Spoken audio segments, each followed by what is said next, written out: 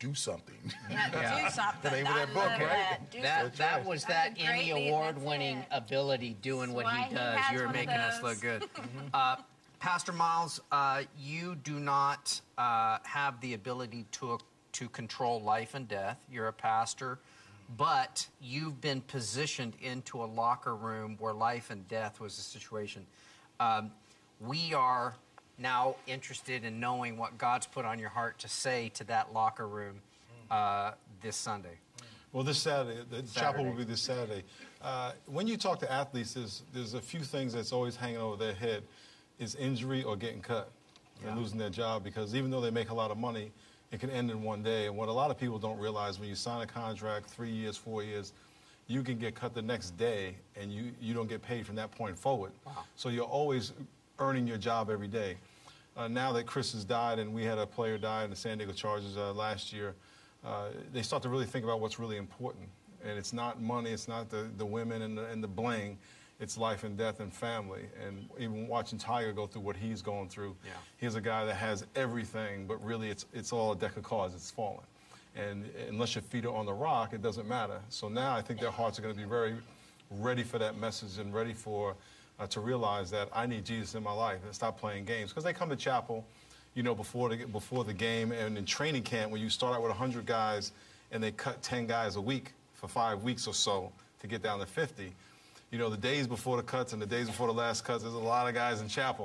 You know, oh God, I just want to make this team. You just let me make this team. I'll do anything. And the guy says, no, you're not. So he cuts them and they go home. And but then when they make the team, they're not in chapel. So this is kind of a big wake-up call for that team.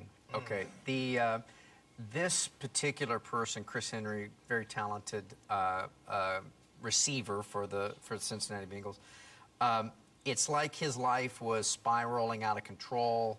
I mean, I heard today that he had been arrested, you know, 6 or 8 times in a short period of time. But it seemed like God had gotten a hold of this guy, and well, everyone kept saying he was doing the right thing. Yeah. He was on the right track. He was on the right track finally. Yeah, I don't know him, and I'm hoping that he accepted the Lord, because you know, doing drugs or being a very successful businessman with a great family, if you don't have Christ, you go to the same place anyway. Right. Yeah. And so hopefully that he came to a point in his life where Jesus Christ became his Lord and Savior. Unfortunately, when people die, we always say good things about him, but what's really true, you know, and so hopefully he really gave his life to the Lord, and that people aren't just being sentimental, and that'd be our prayer and hope. Yeah. Okay, this is the Christmas season, James. Look around. We've got the trees. We got the whole thing going on here. At some point, why don't you just give a Christmas greeting to family, friends, the viewing audience? Guess what, though? They could be watching, you know, in Indonesia right now. They could be watching in Surabaya, where I was about a month ago, and there's believers. You know, I had the... I was going to call it privilege, and it certainly was, but it was certainly a shock at the same time when the invited minister, Pastor Benny Hinn, didn't show. His plane had a problem, and I stood up on the stage, and there was 30,000 people expecting Pastor Benny Hinn, and they got me. And I was just I was praying that they wouldn't revolt and storm the stage, you know, charge the stage. And it was a shock, but they're watching Trinity Broadcasting in Surabaya, Indonesia. God bless all of you that were in that beautiful meeting. Just do it. Just do something. Do something.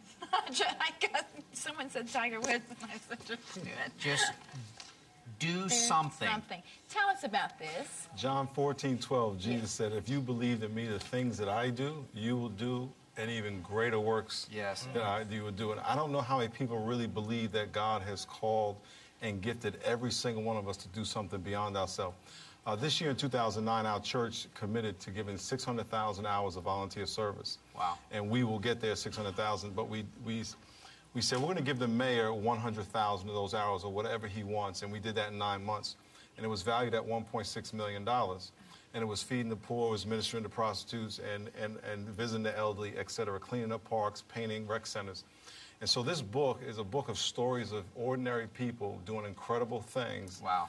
And we have a website that I would like people to go to because there are pastors out there, you have a lot of firepower sitting in your seats. Absolutely. And every single person, whether they're a wealthy person or just lost their job, God has supernaturally empowered them and gifted them and given them passion to do something to help somebody else. You know, in 2 Corinthians 1, it says that when God comforts us, with the comfort that God comforts us with, we're supposed to take that and give it to somebody else. Yeah. But what we do is we take comfort, we rub it all over ourselves, feel all good, and then we say, I feel good, and then we throw it away. And God says, that's not yours. Right. That's not yours. And so every way someone can be lost, God has equipped and given someone a passion to find them.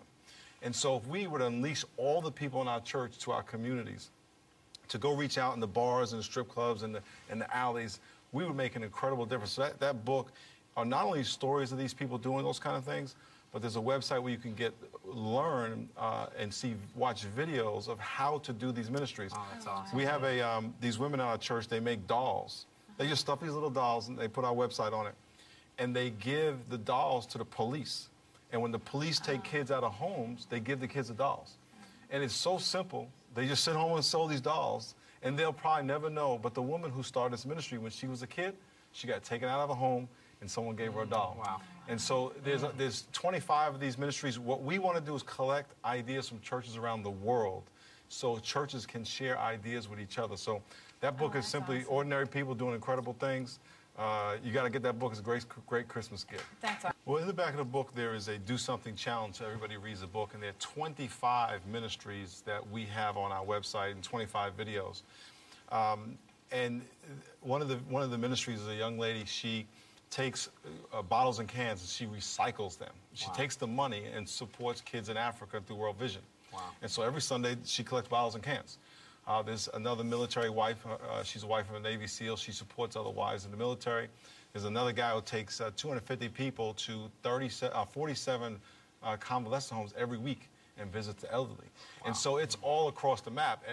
But if you think about it this way, we were made in the image of God. And what did God do? He came and gave his life for us. So we were made in the image of God so we can fulfill the purpose of God. Wow. And so we can do what he does. So we were created to serve. Right. Wow. But we're convinced that if I serve and sacrifice is going to be hard, we are most like Christ when we sacrifice on behalf of other people because that's what he did. And so I think whether we see it, smell it, hear it, whatever motivates us to get started, once we start serving other people and giving of our lives for them, we are most fulfilled, and you can't stop. It's like a drug. It's like a spiritual drug. Sure. That's awesome. Well, Jesus even said it's better to give than to receive. That's not a question. That's it's an really actual a statement. fact. That's a statement. And that what's so better about giving than receiving is the attitude. It's not the thing. It's the attitude that comes with the giving. Right. If you think about Jesus, one of the things he said is, the one thing he said to remember him by was his death. Remember he said, do this in remembrance of me. It was his communion. It was about his death. Don't think of my clothes, my miracles walking on water, or, outthinking the Pharisees. I want you to remember me because I died for you, if anything. So if you come follow me, just know this is about service. That's the only thing he said to members. Doing something for other people. That's what this book is about. You go do something for someone else. You are being more like Christ than any other time in your life. And if you make that your culture, your lifestyle, your faith is going to grow. Miles McPherson, do something. And that is the challenge for us to do in our generation. And we appreciate both of you being here tonight. And Merry Christmas.